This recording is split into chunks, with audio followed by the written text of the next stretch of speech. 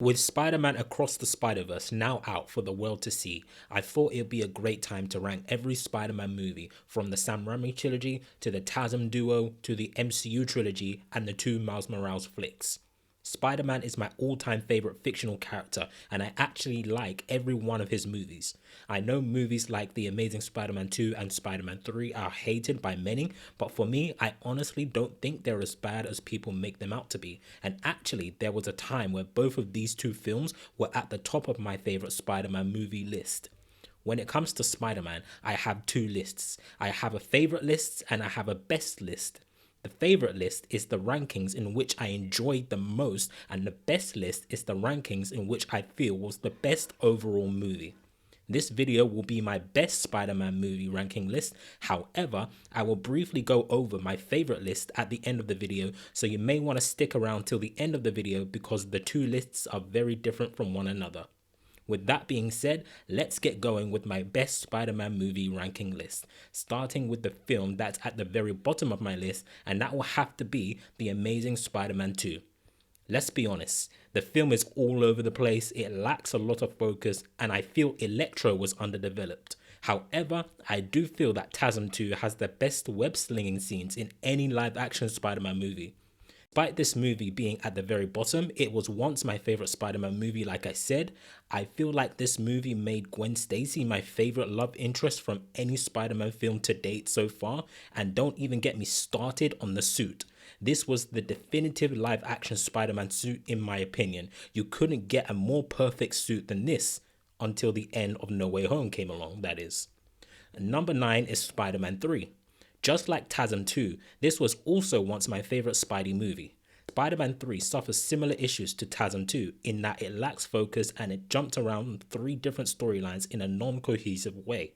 I still like the film though, and in my opinion, Harry Osborn's death and sacrifice in this film is the saddest moment in any Spider-Man movie so far, even more so than Gwen Stacy's death in TASM 2, Aunt May's death in No Way Home, or the Prowler's death in Into the Spider-Verse. Even though there were plans in place for a Spider-Man 4, Spider-Man 3 still felt like a completion of the trilogy. And also, just a side note, I really hate Mary Jane Watson in this film, but let's not even go there right now. Number 8 on my list is The Amazing Spider-Man 1. Although I do like the film, it tried being something that it isn't. It tried giving us a Dark Knight tone, and that just isn't Spider-Man. Not to mention, for the most part, it was just another origin story, and also the villain, the Lizard, is my least favorite main villain of any of the Spider-Man movies. Number 7 is Spider-Man 1. The OG will forever be the classic film to me. It gave us one of the greatest comic book movie villains of all time in Green Goblin, and it told the origin of Spider-Man very well.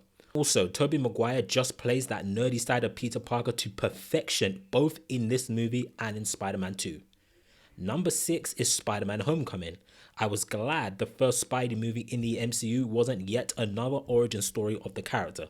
The film was more small scale than previous Spidey films, but that was fine. It gave us a fantastic villain in Michael Keaton's Vulture and just served as a good overall starting point for the MCU trilogy.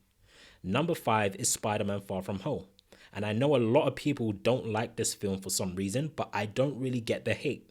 I will admit the first part of this film was a bit slow, so I do prefer the first part of Homecoming over the first part of this film, but it wasn't until we entered the second part of this film that I feel Far From Home exceeds Homecoming for me.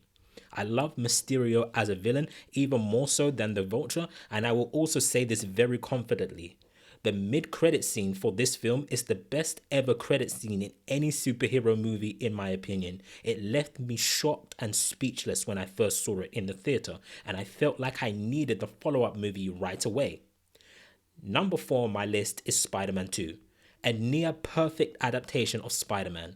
It shows Peter struggling to balance his life as Spider-Man and as Peter Parker so well, and we even got, in my opinion at least, an even better villain than the first movie, that being Doc Ock, who was sympathetic, and I also love his redemption at the end of the movie as well. When I was a kid, I didn't really appreciate this movie all too much. I thought it was kind of boring when I was a little kid, but the more I watched it as I grew older, the more I realized how great of a film this truly was. And don't even get me started on that train scene. That train scene is one of the best action scenes in any superhero movies I have ever seen. I can't sing enough praises about this movie. Number 3 is Spider-Man No Way Home. This is my second favorite comic book movie of all time, but in terms of sheer quality, I believe it's the third best Spider-Man movie ever made. I know there will be a lot of people who disagree with me on this, but they don't speak for me, I don't speak for them, this is my own opinion. This movie is a love letter to Spider-Man fans. And yeah, sure, it was a fan service film. It wasn't just fan service for the sake of fan service. The fan service stuff about this film served the overall narrative of the story. Even without all the fan service stuff in the film, it was still an emotional, heartfelt movie.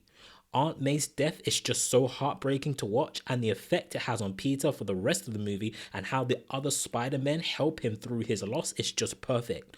Not to mention the very sad ending where he loses literally everything. I just wanted to give Peter a big hug, to be honest with you. It was just great seeing Toby and Andrew again one last time and giving us a proper goodbye to these characters. The film made me actually like Jamie Foxx's Electro. They made him very redeemable for me in an already jam-packed movie. That is a big achievement. And then we got the return of Green Goblin, who somehow ended up being even better in this movie than he was in the original Spider-Man 1. And with less screen time too. Goblin for me is now the second best MCU villain, only behind Thanos. This film never felt slow for me, and the icing on the cake is the classic Spidey suit at the very end. Only thing missing for me in this film was one more villain, and we could have had the Sinister Six. It was right there and they bottled it in that regard, but I digress. Number 2 and number 1 are very interchangeable for me, so I'm just going to talk about them at the same time. But at this very moment, number 2 is Spider-Man Into the Spider-Verse, and number 1 is Spider-Man Across the Spider-Verse. These two movies are just absolutely mind-blowing. The visuals, the animation, the stories, the characters, everything is near perfection. These two movies are both in the conversation for best comic book movies of all time. They're both in that top 5 list 100%. And it also helps that these two are animated films because you can do a lot more stuff with animation compared to live action to enhance the viewing experience. But even if you take away the animation side of it, the characters are well fleshed out.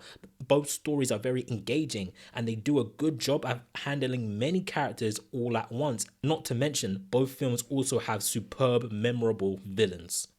Now, remember at the very start of the video, I said I also have a favorite Spider-Man movie list? Well, I'm going to briefly go over that right now, starting at number 10. Number 10 is The Amazing Spider-Man. Number 9 is Spider-Man Homecoming. Number 8 is Spider-Man 1. Spider-Man 3 is number 7. The Amazing Spider-Man 2 is number 6. Number 5 is Spider-Man Far From Home. Number 4 is Spider-Man Across the Spider-Verse. Number 3 is Spider-Man Into the Spider-Verse. Number 2 is Spider-Man 2. And number 1 is Spider-Man No Way Home. So there you have it. That is both my favorite list and my best list. Do you guys agree with me? Let me know what you guys think down below in the comments. Share your lists down below. I want to know where you rank each of these films and we can discuss in the comments.